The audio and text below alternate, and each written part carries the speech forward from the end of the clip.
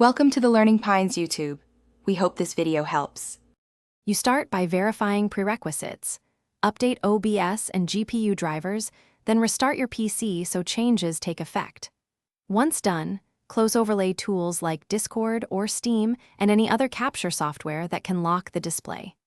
Next, open OBS and add a display capture source. Choose the correct monitor if you have more than one. Make sure OBS is running with the same GPU permissions as your target app. This avoids common access conflicts right away.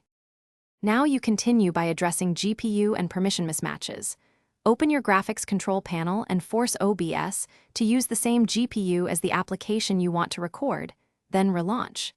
If display capture still shows black, toggle compatibility mode for the source and enable or disable cursor capture to test behavior.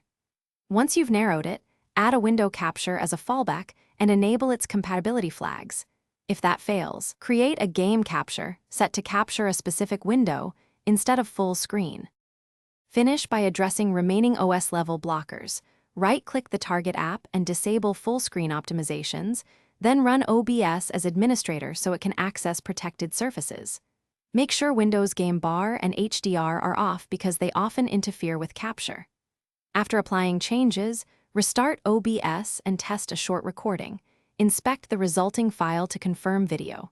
If you still see a black screen, a key tip is to temporarily switch the display to windowed mode and retest. Thanks for watching. Consider subscribing if we helped you.